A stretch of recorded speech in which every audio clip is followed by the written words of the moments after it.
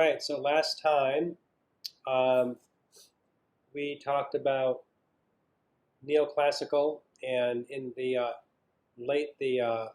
mostly the French neoclassical and the uh, sort of unique style called Biedermeier, which is the Biedermeier is a sort of like a South German. Um, it's influenced by French Empire. A lot of it is influenced by French neoclassical design, but it is less ornate, simpler in some respects, but no less beautiful or um, skillful. And it was not necessarily furniture for the middle class, maybe furniture for the slightly less wealthy, you might say. Um, there are always less expensive versions that people could find. Um, but the Biedermeier style is a style that was named after the fact, and it was named. Does anybody remember what, like the origin of the name Biedermeier? It was a fictional character, Papa Biedermeier. Papa Biedermeier, sort of um, like a folksy version of like Uncle Sam or something like that. Some like personification of the German ethos, the sort of like domestic, cozy, simple, good all around good guy, which really doesn't do justice to the quality of the work and that it was really more like high-end furniture. So good, but you definitely, there's definitely like a influence of the Napoleonic Empire style in Biedermeier. Okay, so and that gets into the 19th century, where we are going to spend some time here this week, next week. So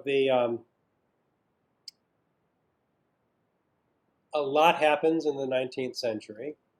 There are a lot of the Industrial Revolution really gets going, and you start getting mechanical production of furnishings and textiles. Later on, I'm going to show you some video of something called the Jacquard loom. Does anyone know what a Jacquard loom is? You will by the end of tonight. It's a sort of a semi-mechanical loom.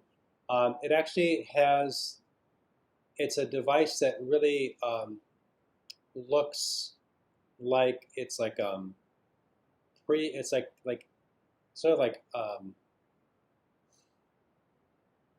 very elementary computer technology is what it looks like, and you'll see what I mean when we see it.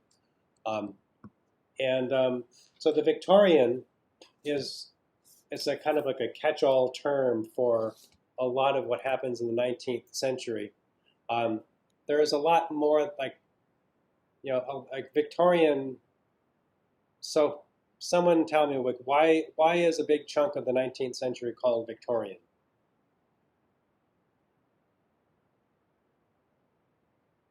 Because of Queen Victoria.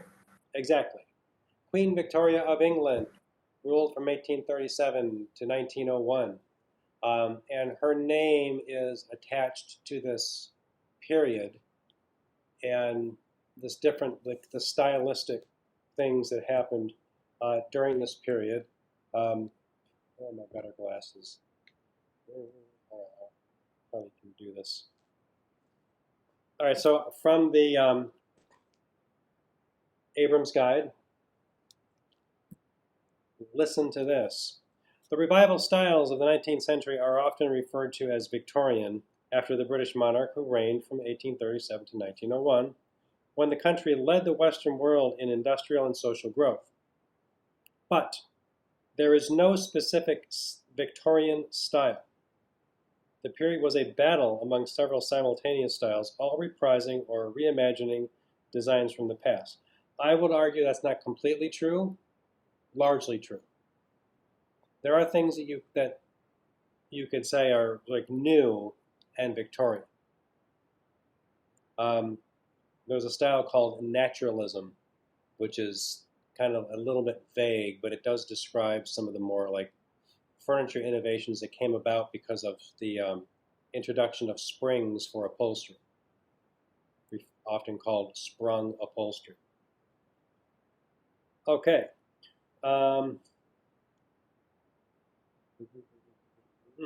Victorian eclecticism incorporated the Second Empire and Restoration in France, and that's when France was going back and forth between monarchy and democracy in the 19th century,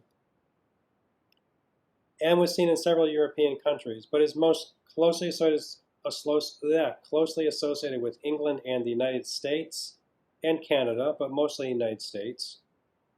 In the US, particularly, it saw the introduction of some half-dozen styles within 1/2 century, often in the same home, the same room, and occasionally the same piece of furniture. They didn't know. They're like, it's so cool, let's just put all of it here, all of it everywhere. It's like, something similar happened in the 1970s, where there were so many ideas, and they just like, well, let's do it all at the same time. The dominant influences were Greek, Gothic, and Rococo, and Renaissance. These are very clear revival styles, each coalescing in a specific revival style, but the furniture forms remained essentially the same, varying only with the application of different ornament. There was little genuine innovation until late in the century, when the introduction of inventive mechanical chairs and multifunctional furniture. Mr. Smith here will introduce some things that were innovative, like the use of metal framed furniture. There are some iron, wrought iron rocking chairs. Like they have like a wrought iron frame. Also, metal was introduced for bed frames. Can you guess why? There's a practical reason to use metal. Industrial Revolution. What's that? Maybe the Industrial Revolution. It was possible because of the Industrial Revolution.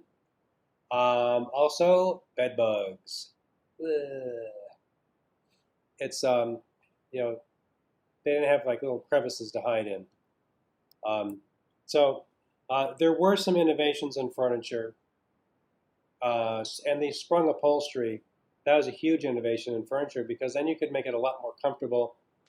You like it when your sofa, like if you or like a chair, you sit in a chair and it springs back, and you don't just like smush the upholstery down, or like smush the cushions down. That is, now we have like foam, like memory foam that will bounce back. But at first, you needed sprung upholstery in order to get the cushions to spring back to where they were. Of course, it's padded inside there around the springs. And that's where you see like this like button upholstery, where like around the springs is like this like deep button that makes it kind of poof out. That's like that really deep cushioning is because of the springs, and it was possible because of the springs. Okay, so but the Abrams Guide is more about interiors, like overall interior style, and the Smith book is more specifically about furniture. There's crossover; they both talk about the other subject, but that's probably the reason why Judith Gora says there was no innovation. Not completely true. Okay, so in most revival styles, revival style interiors, surface decoration supplanted originality of design. Furniture was almost overpowered by carving. Upholstery was grandly overstuffed, tufted and trimmed. Draperies were layered, fringed, and tasseled. Carpets and textiles were available in a variety of patterns appropriate for each revival style, and machine-printed wallpapers by mid-century were ubiquitous, meaning they were everywhere.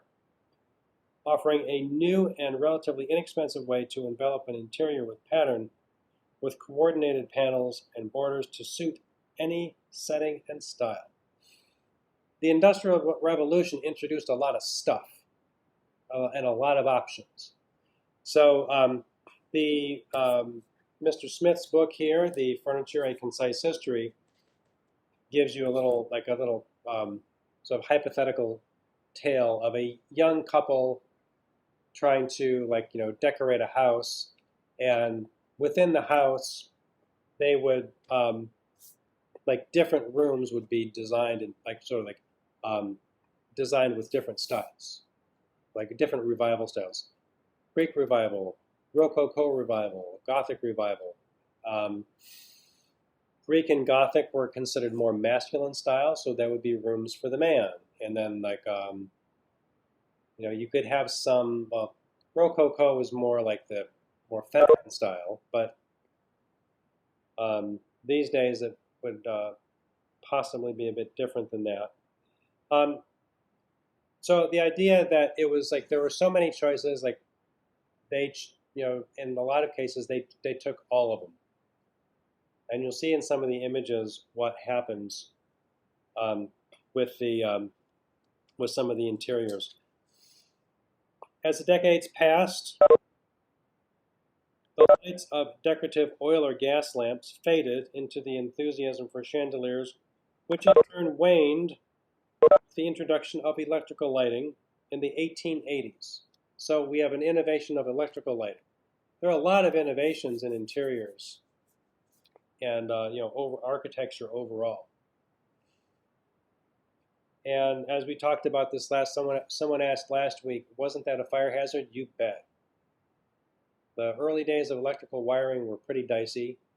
Gas lamp, just have open flames everywhere, and a source and a fuel, a fuel source for your open flame.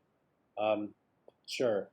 And as I commented, of course, the first thing I think of is your house must have just stunk from gas everywhere. But it was a novelty. I mean, it's kind of like my stepfather, bless his heart. He loved novelty and new gadgets and gimmicks, and so if he bought a car, he got it with all the new gadgets and gimmicks. Voiced in the early '80s, electronic voices were new in some cars, so it would tell you a door is ajar if the door is not completely closed.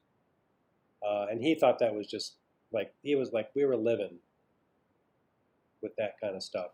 And so people are always like this. They want the new thing. They want novelty. We're still like that. There are certain things all the digital technology. We can do things that are we can do things that people couldn't do in the past. And so why not? We like novelty. We like new things. That's why you can always have new, you're always going to need interior designers because people are always going to be running, changing their homes. It's good for you. Very good for you.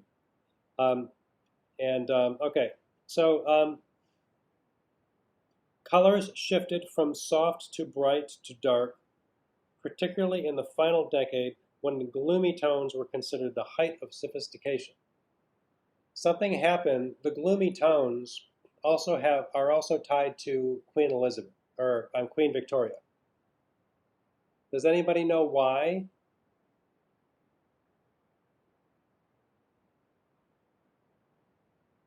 She was in mourning because her husband died early. Yes, exactly. Her husband, Prince Albert, died relatively young, and for most of the rest of her her public appearances, she wore black in mourning, and the nation, for the rest of the English nation, black became fashionable in sympathy to the monarch.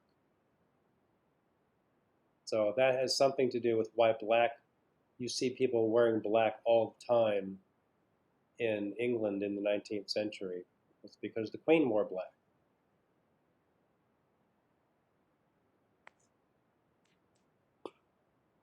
Okay. After the publication of books on color theory, varying color palettes were chosen for specific rooms. So chemistry is really like a new science that's getting going. And if you're interested in reading a really interesting book about one color, pick up the book called Mauve. It's about the chemist Charles Perkin, who invented synthetic mauve. And it was a very fashionable color, and it was also very expensive to produce from organic colorants. And so he is the guy who figured out how to make a light fast, chemically derived mauve, and he made a whole lot of money. But he was one of many chemists working on producing synthetics to replace organic colorants, for example, because with the Industrial Revolution and growing populations, they needed more of everything. And so they needed to be able to color larger and larger amounts of fabric, and the cost of getting like certain colors especially that came from mineral pigments, like cadmium colors are often like red, yellow, orange, and cadmium has to be mined from the earth. And like now they can get cadmium a lot more easily than they could in the 19th century or 18th century. But in those days, it was a lot more. It was very expensive to produce reds, and so producing synthetic that would actually hold up, that would stand up to light, was very valuable. So a lot's going on. So within the Industrial Revolution, this sort of the growth of chemistry as really kind of like an industrial art, I think you could say.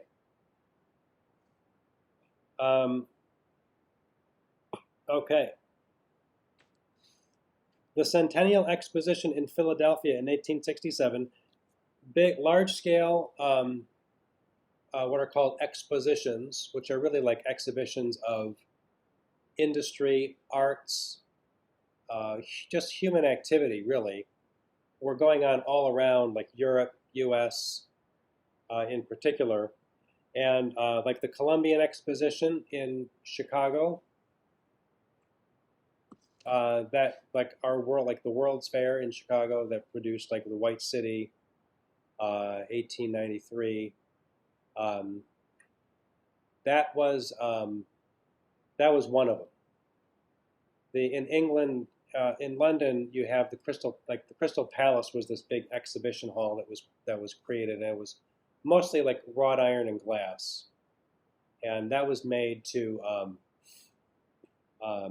really just as a place for having these big fairs where you would show off what you were, what the latest technology and what the latest innovations were, or even just like the latest interiors, like what was the latest thing in fashion. Okay, so in the Centennial Exposition in Philadelphia in 1867, awakening nostalgia for the past the past of the United States led to an interest in antiques and colonial revival interiors. A strain of exoticism also appeared late in the century, though it was generally confined to decor of a particular room or individual pieces of furniture or decorative objects. The fad for such conceits as Moorish smoking rooms or Arab halls did not constitute a style, but was part of a melange that made for this diverse and interesting period in design. So things that were interesting, things that were different, things that were new, and things that were nostalgic, like old things, just like this nostalgia for the past. Nostalgia is very powerful. Anybody ever watch like reruns of old TV shows? And you think like, oh wow, like it's like stuff that you watched as a kid, and you watch it now just because it feels good. or maybe because you think like I can't remember it and you watch it and think like, oh wow, that was terrible, but you still watch it. I think I mean, it's interesting. Um, so nostalgia is very powerful. So styles from a past where you think like, oh, that was so nice back then. It's really easy. It's an easy hook. It's a really easy hook. It's emotional. Okay, the styles of the century conflated, meaning combined, in the so-called Gilded Age, which is the end of the 19th century, when the New York townhouses and Newport mansions of a new aristocracy evoked the Beaux-Arts style and Baroque exotica, eclecticism, and a fitting coda to the period that reprised the grandeur of centuries past. So Beaux-Arts style is like one of like a late neoclassicism, but really like large style buildings. A lot of public buildings were made in the Beaux-Arts style, libraries, government buildings. The Yeah, I mean, like a lot of public libraries that were built in the late 19th century are in Beaux-Arts style, and they're great. They're really great buildings. So finally, Victorian interiors are often described in broad generalizations, most of them unflattering. A clutter of furniture and objects, a profusion of textiles, a plethora of pattern on every available surface, too much of not good enough things. But generalizations are misleading, albeit tending toward the overdone, and these interiors are filled with life and personality. They are as creative in their way as any in history. I think that's very well said, and I think that you should read and reread these sections of text so that you will remember all the things that we're talking about here. So I've been told, I think I've said this before, just to plug the class. Many students have told me that when they leave and they go work, this class helped them a lot because then they know what they're looking at. And you'll see a lot of stuff. Like you go work anywhere and you have to like buy furniture, or you're shopping for furniture. It's nice to have some idea of like what the styles are and what you're looking at. I hate it when I have to do something and it's like I have no idea what I'm doing. It's a bad feeling. But so, all right, hopefully that never happens to you. It doesn't usually happen to me. Sometimes it happens to everybody. So don't feel bad if it does. Just find out what you need to know. Okay, let's look at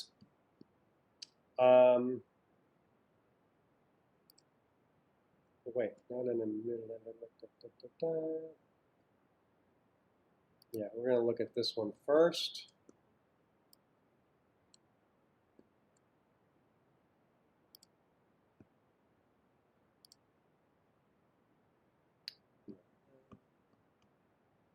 Okay, and here you can enjoy this painting. I'll be right back.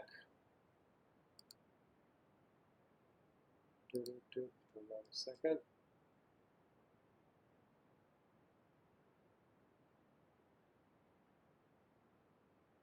Okay, one moment.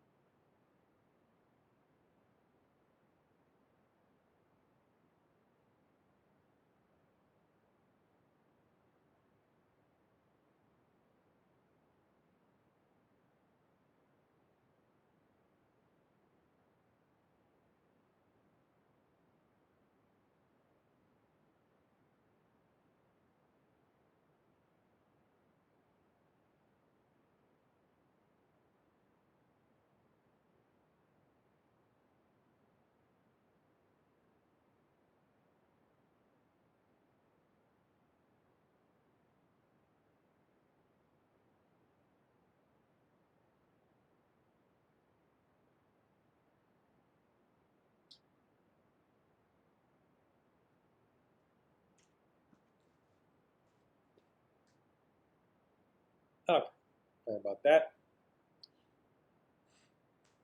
Okay, so this is a painting by the painter Thomas Cole, The Architect's Dream from 1840. So here is this this architect's fantasy. Ooh, it's got everything in it. Pyramid, Gothic. It's got Greek. It's got Roman. It's got Renaissance. All the greats. So this is like this is like the greatest stuff. And in the 19th century, this idea grew to the point where later in the 19th century, architects were taught that the best thing you can do is copy this stuff. Copy the successful styles of the past and get good at it.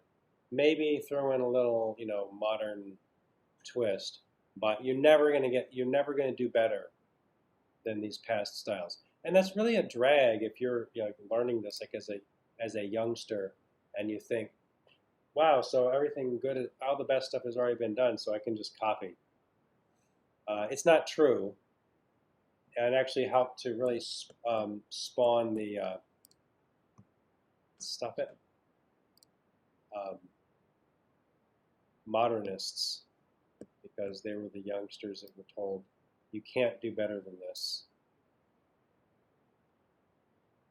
Okay, so Romanticism. This is something in. It's like it's kind of like an intellectual and aesthetic idea that runs through a lot of the stuff in the 19th century. So characterized by a rejection of calm, harmonious, and idealized 18th century neoclassicism, Romanticism is emphasized individual, celebrated what is emotional, visionary, and transcendental.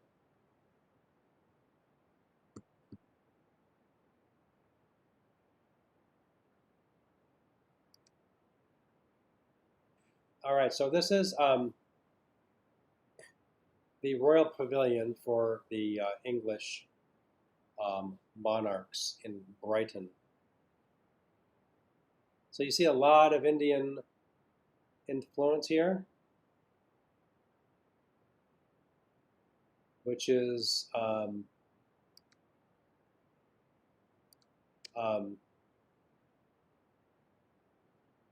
it's well the English were had occupied. I mean, they were I don't know exactly the years, but the English Empire going around the world and just moving into other other nations or other areas of the world and imposing their will on India, China, Africa, the Americas. So they brought some of this back to England. So here is a painting of the Chinese gallery. So this the idea, this novelty. This is like a European exhibition of what's Chinese.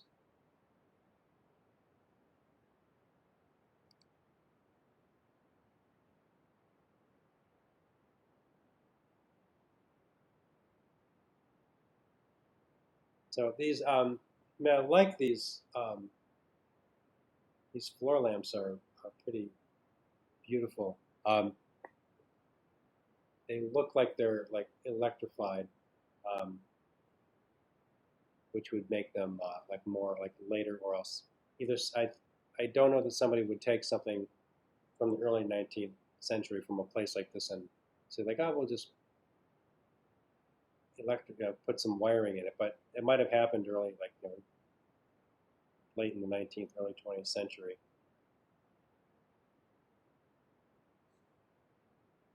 So you had this sort of it's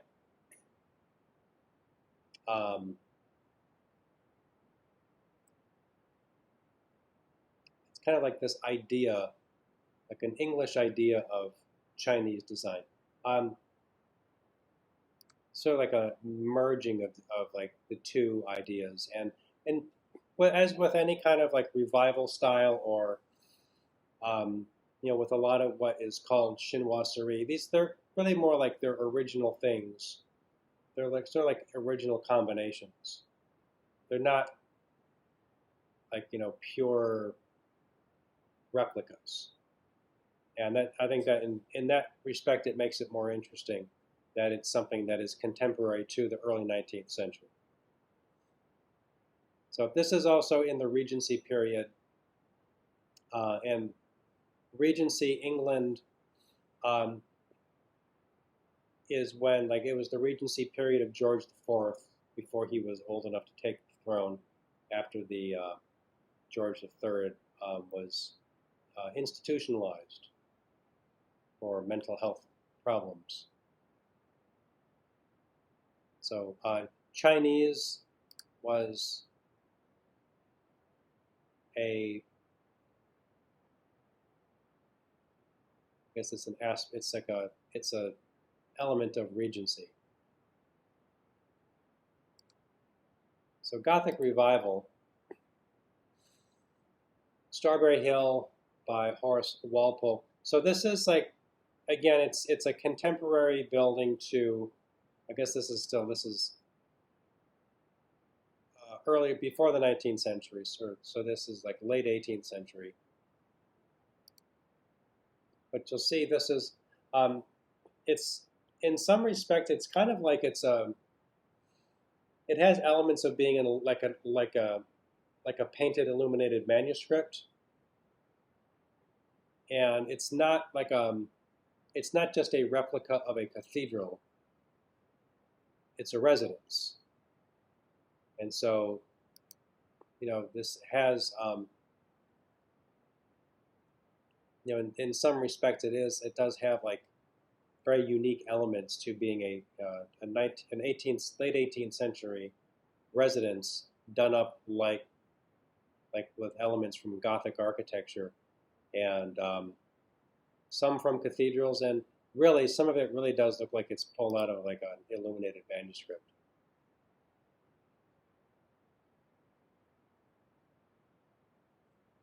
These what look like fan vaults coming out of the upper part of the wall.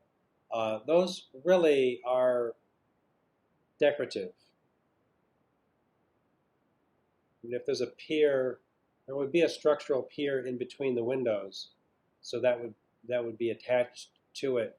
But they don't show the whole, like the clustered columns coming down to the floor, the way it would have been in a like in that, it's like the chapter house in, I think, Canterbury Cathedral.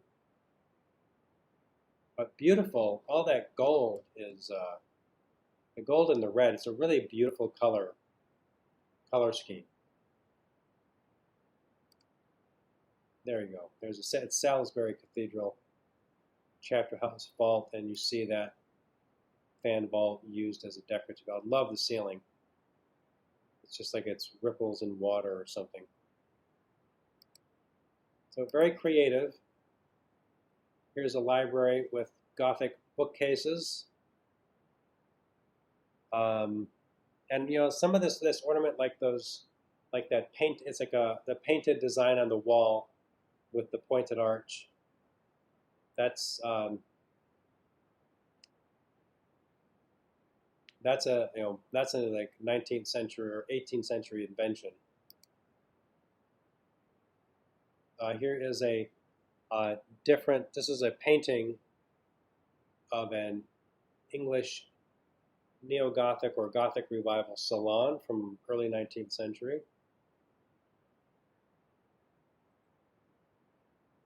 You can see the coordination of the gold and the that sort of blue-violet color in everything. So like coordinated interiors are really like the 19th century. You really do see these coordinated interiors. And here's like from a medieval illuminated manuscript. We saw this earlier in the semester, but you see those the fleur-de-lis and the gold and the violet. It's all in there. There were books lots of books. So like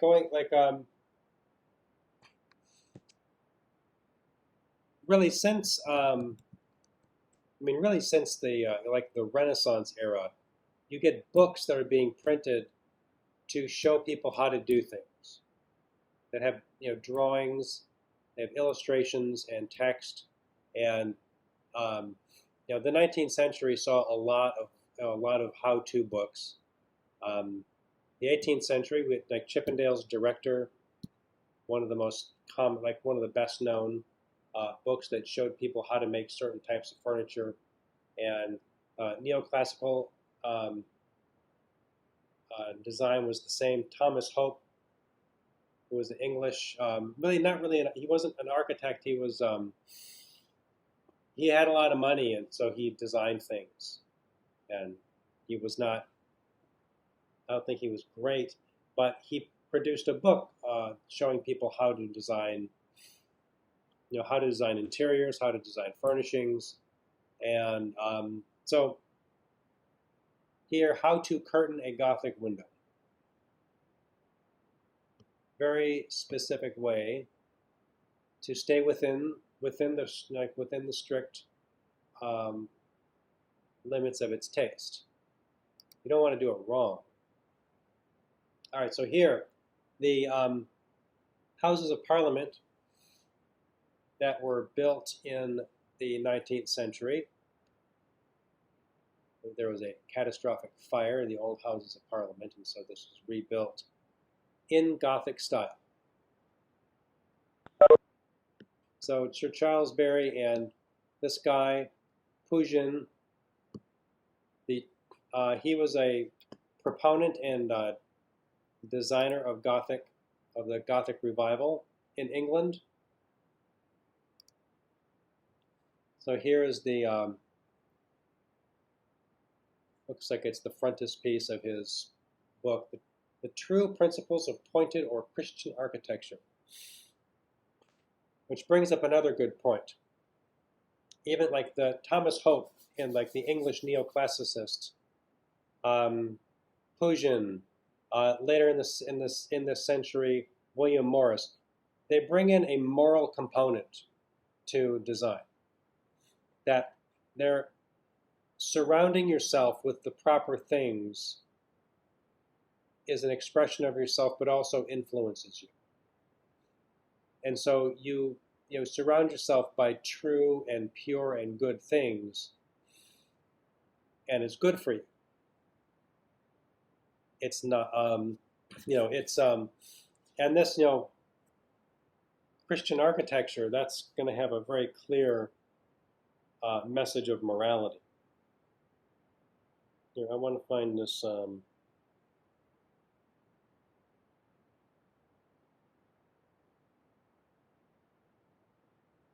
Yeah, so this is the Thomas Hope's book is called A Collection of Designs for Household Furniture and Interior Decoration. That's from 1808, so it's a little earlier than this. But he had, I want to bring this up because it is very much related.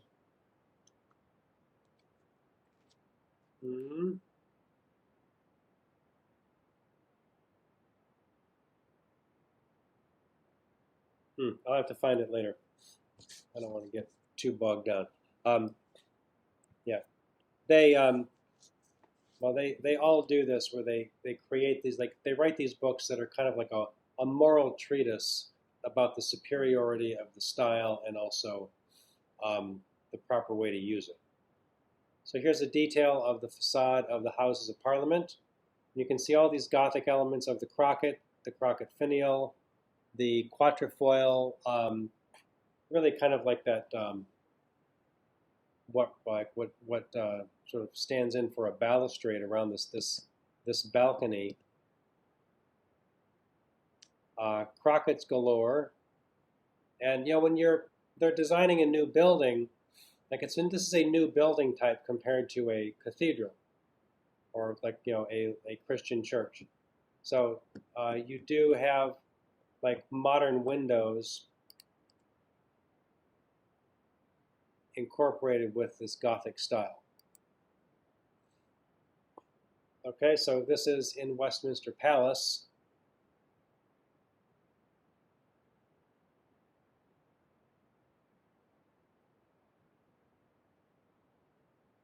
Have any of you watched The Crown? Yes. Yes, I love it. So, and they still, it happens in the 20th century, but they still use, for ceremonies, they still use all of these places. And, it's really, it sort of allows them this sort of continuity with their, it's, with the sort of formal ceremony of their monarchy, even though it's completely symbolic now.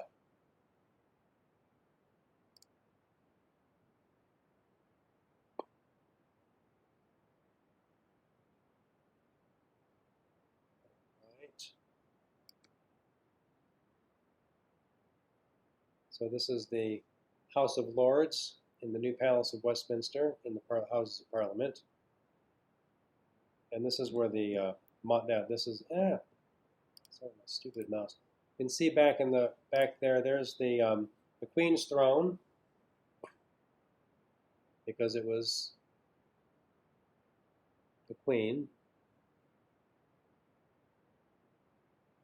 And that's pretty great backdrop for any person. But all very, very Gothic.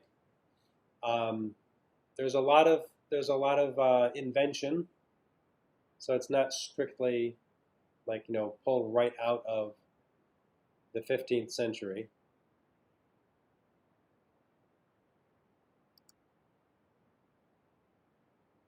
Queen's robing room.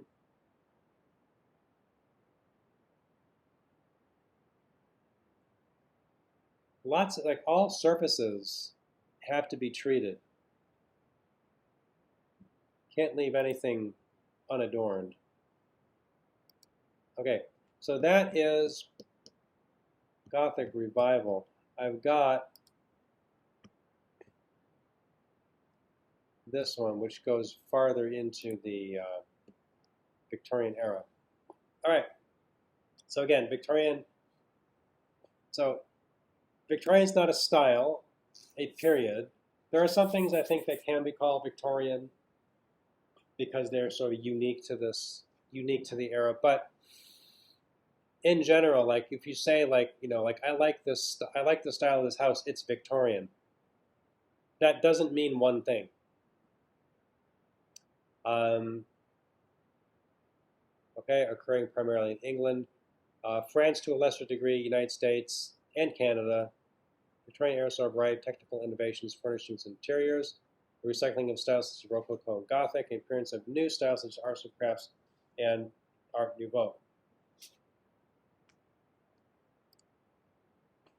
Here is the Crystal Palace exhibition, the Machine Hall, London, 1851. So this, the architectural, the structure of this is more like, it's meant to be utilitarian, like a big factory, like a large industrial building with relatively simple construction, simple like wrought iron and steel. And this is the Industrial Revolution. It was very popular to have these exhibitions to show off what everybody was doing. So here, a German cast iron table. So casting iron for furniture, that'd be a heavy table, but it's meant to be. This is like this neoclassical Greek-looking table. Okay, early springing in a sofa. You can see, so here the seat is flipped up, and you can see the bands and the springs are up under, are on the other side of those bands. There's the springs are sewn to the bands. I've got something I'll show you after we're done with the presentation of what that, like how that's done. Drawing room from New York City, 1894. Okay, so here's what people often, like you think like Victorian, like ugh. Like, is this lamp supposed to have a dress on it or something? It's this like very decorative fabric shade on the table lamp.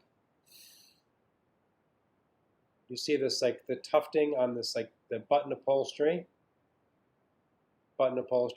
Fringe. Fringe was really popular. Sadly, a bearskin rug, which is a bear with its skin removed, body left in like the, yeah. That's tacky to say the least. These fabrics that look kind of like Roman with the design on them. Potted plants, these palms, mirrors. Here's this like neoclassical, so like a neoclassical chair behind the upholstered armchair.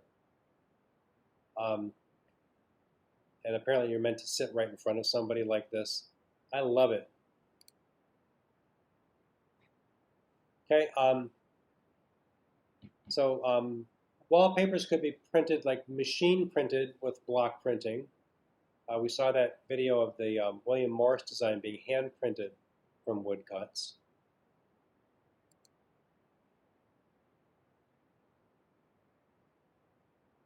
So mass production of wallpaper and fabrics really gets going, and so it's people that the manufacturers could produce a lot of this stuff.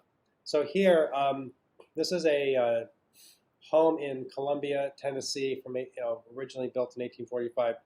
The furniture is this Rococo revival by a guy named Thomas Belcher. I think Thomas is his first name. But you can see the elaborate way the windows are draped. These elaborate chandeliers. Some of this stuff would have, if it's electric, it would have been added later. There might have been like a candle chandelier hanging there originally. There, John Henry Belcher. So you can see this elaborate carving all around the belt, then the tufted upholstery for the back. That's spectacular stuff. This was very popular furniture. Belter's Rococo revival furniture. You can see there's an entire set of it.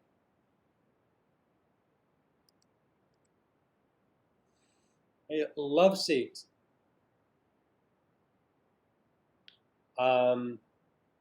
Fringe. There are little like metal casters or wheels on the bottom, so it can be rolled. Tassels hanging from the arms, and very unusual. So this is the case where I think this is a new a new type of design. This love seat with this high back on the sides and narrow, like so lower in the middle. It's meant for, like it's almost like it's an armchair for two, or it's a small sofa, and also allows. I mean, I guess this dip here would also allow the two people to sit modestly apart.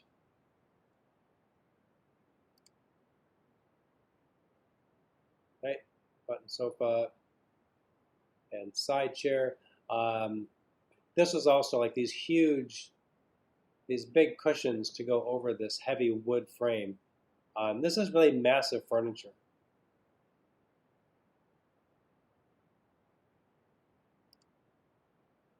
And I love this French interior from this era. Um, how many different patterns do you see? Let's see, 1, 2, 3, 4, 5, 6, 7. So I'm just out of curiosity. Does that, like, looking at this, does anyone think that this looks kind of good? Like, you think, I think that's look pretty cool.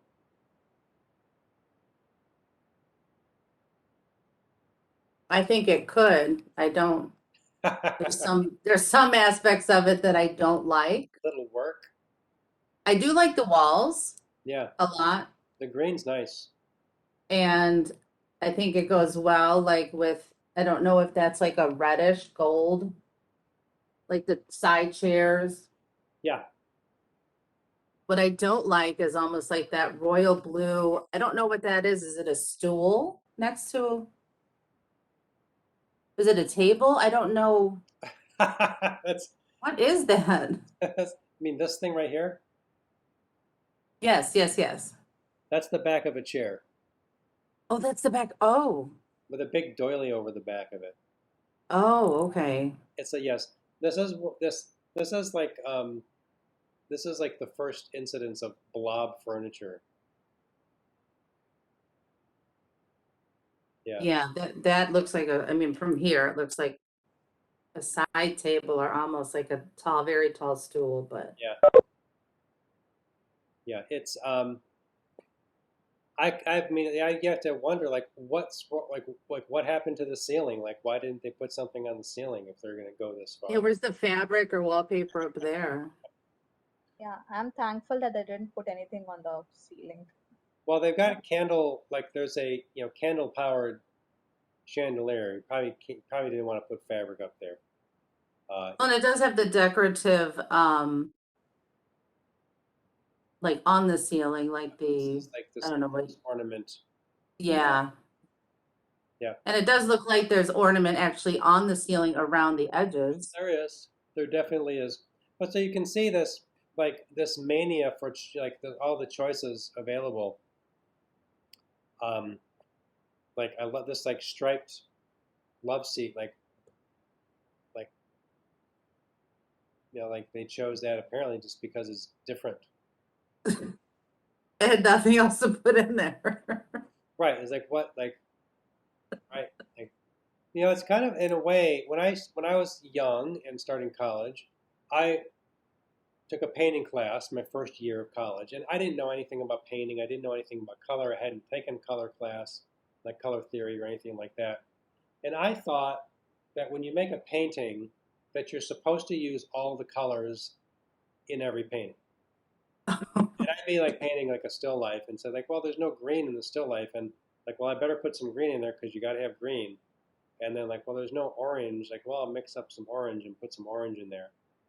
And my professor was watching me paint, and he's just like standing behind me, and he like, after a couple of minutes, he went, and he said, you don't have to use all the colors all the time. And I was like, my mind was blown. I was like, oh my God, he's right.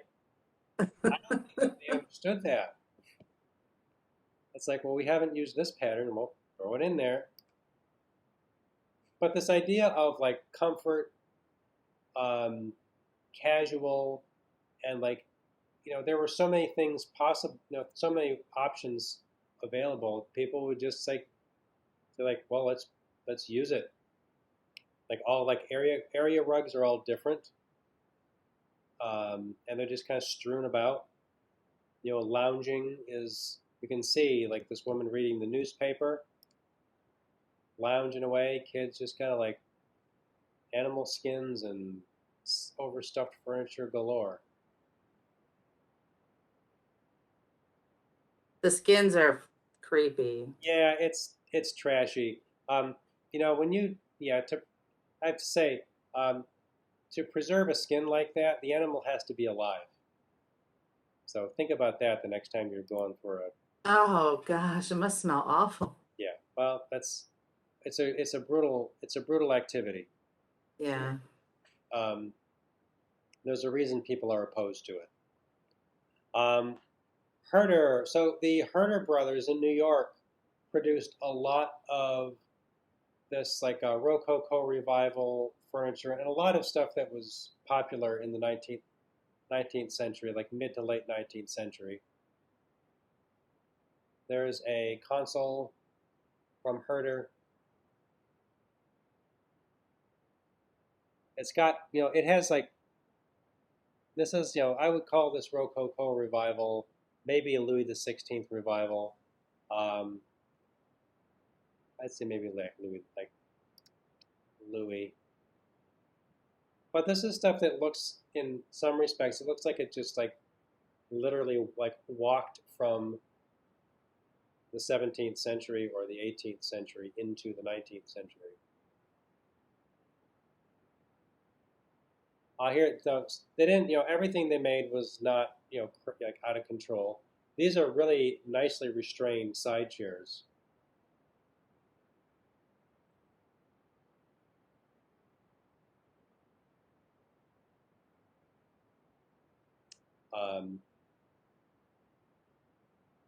Yeah, they have, and they have classical elements, Chinese elements, but it's really like the way interiors were eclectic. A lot of this furniture becomes eclectic.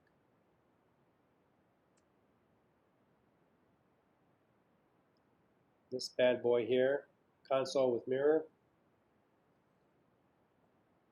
14 feet tall. That's a big one, and all these you can see all these like classic like Roman and Greek architectural elements all over it.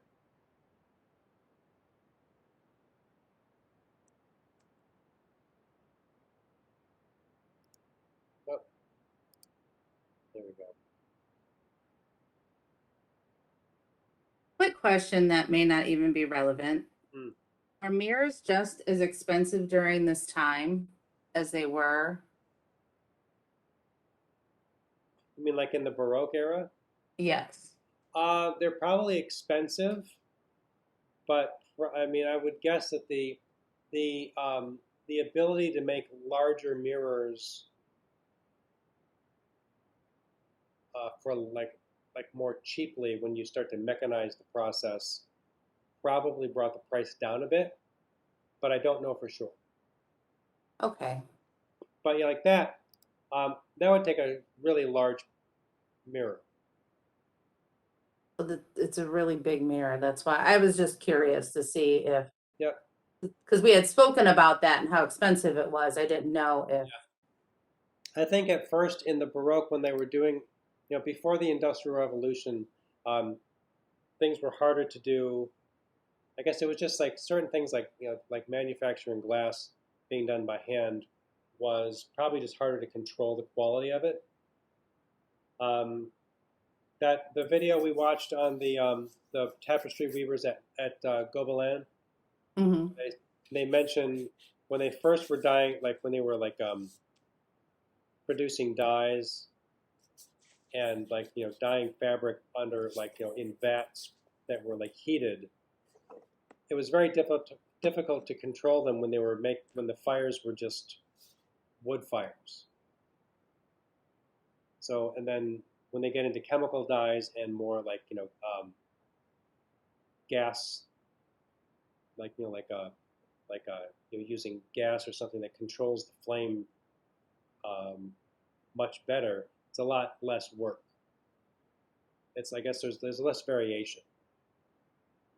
Okay. I was just curious. Yeah, that's a good. I think it's a good question. I would assume that the price came down, but Yeah, I would think so to have a 14-foot mirror, but yeah. Well, this is also. I mean, this is also like this. This stuff is like you got to have some money to buy this stuff too. This is yeah. Well, that's not just your everyday household that you're showing. not really, not really. Although my grandmother, her house in Detroit, she had big heavy furniture, big mirror, like she had something like maybe like not as big as this, not as elaborate as this, but there was like a big like a buffet in the dining room that had a big mirror on the back of it, and that must have, I'm sure that probably cost them some money, and they were not wealthy, but you spent money on those nice things. Right. So yeah, so here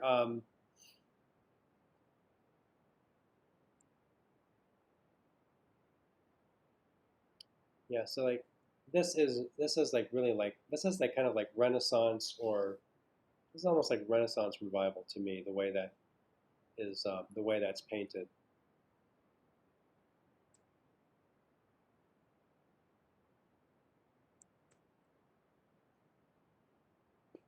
The Vanderbilts were wealthy, really like American aristocracy. So their homes that they commissioned were spectacular and expensive. Here's a photo, William H. Vanderbilt House in New York, the drawing room. You can see the Herder chair at the piano.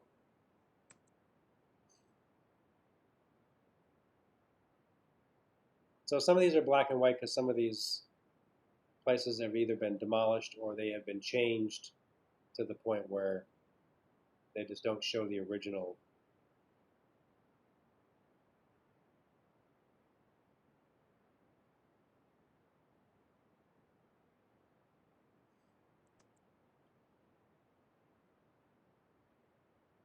So this is this is all so similar style, similar period. So you're at like Menlo Park, California. So even out in California, late 19th century, this was happening. It's like what you did when you knew what you were doing and had the money to do it. So this is really, this is like this definitely this like mishmash of like classical styles, and yet this has elements of Chinese design and ornament.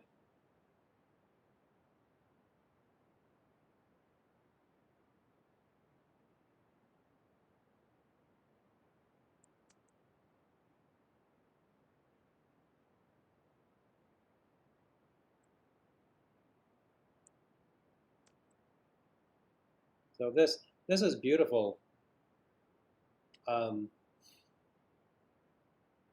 It's a little more restrained with this Greek, sort of like Greek revival um, bed frame.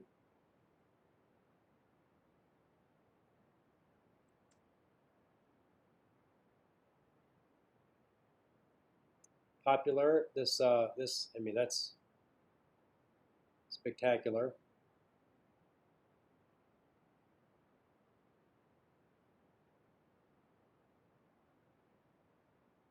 So this is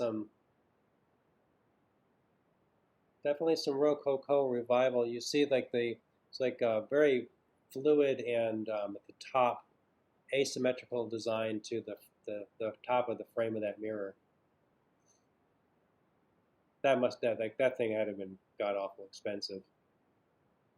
But I do like the yellow. I find the yellow to be appealing with those like really dark accents on the furniture. I think it's a beautiful room. Yeah, yeah.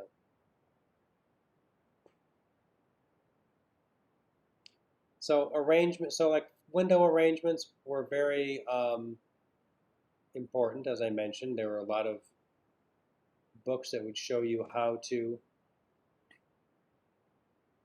arrange them.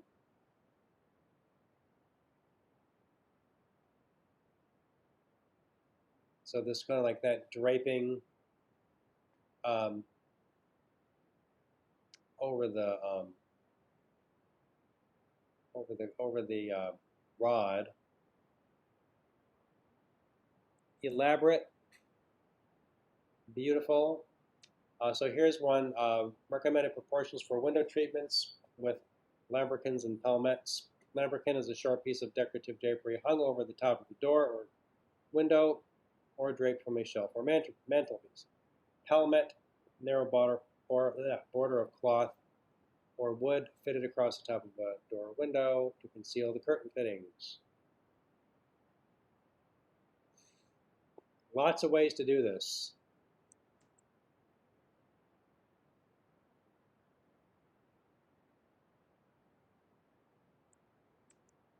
And I love this one because can you see the man in here? Whoops. You almost can't. I don't know. It's funny. I mean, it looks funny because you can imagine like someone getting lost in their own home. Like, where am I? But this, as you know, Judith Gurr writes, this is all like this is an expression of personality.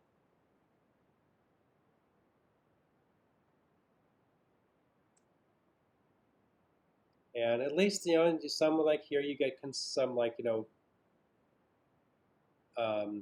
this understanding of like consistency with the same pattern is on the wall coverings, the drapery around the doorway, and the upholstery. Maybe a bit much, but there's intention.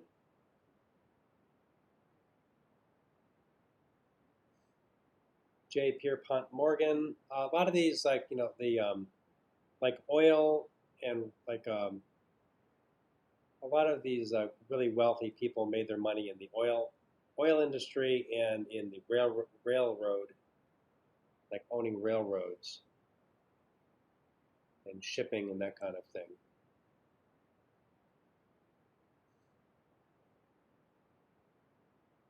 Yeah, Pompeian style, I guess.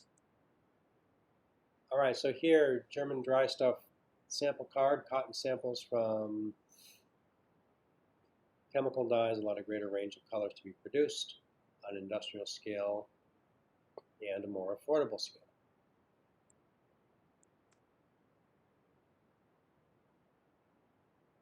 Oh, yeah. Here, this is an interesting piece of furniture, and you will still see this chair and similar chairs in this, like, you know, that are called tonneau. This is from around 1860, and it's like an antidote to the 19th century. Simple bent wood. The wood, like wood, would have been cut in strips and laminated and bent while it was thin. You can steam wood if you get wood damp and warm. You can bend it. It actually becomes very pliable, and so there are a lot of you know, you start to see with the tonneau furniture and then other furniture that comes after it. You start to get this, like, you know, people like they want to make it in wood but they want to form it, and so they bend it.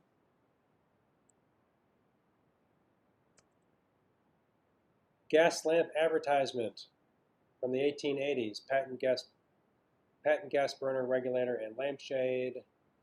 First used for exterior lighting in 1802 in England. The electric light bulb was first demonstrated in 1835. Was later perfected. Thomas Edison is credited with perfecting the electric light bulb. Here, gas burner regulator and shade combined.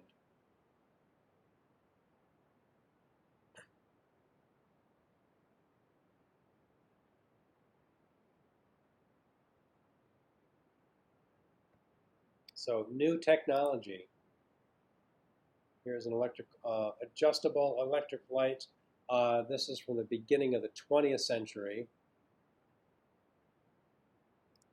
It really, like, gas and electric lighting were kind of back and forth about, like, you know, which was going to be the one. Some people really believed that gas should be the way to do it, and others felt that electricity was better.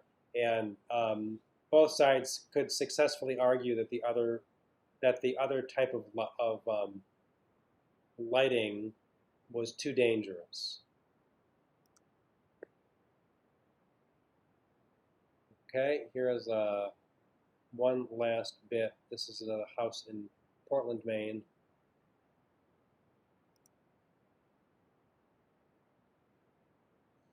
Nice wood in this.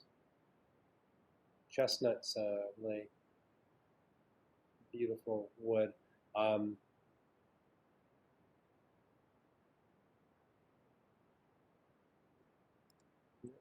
I think that's it. Okay, let's take a break and stay logged in so I can get the attendance. And when we come back, I want to show you some video about some of these, like I want this the Jacquard loom process.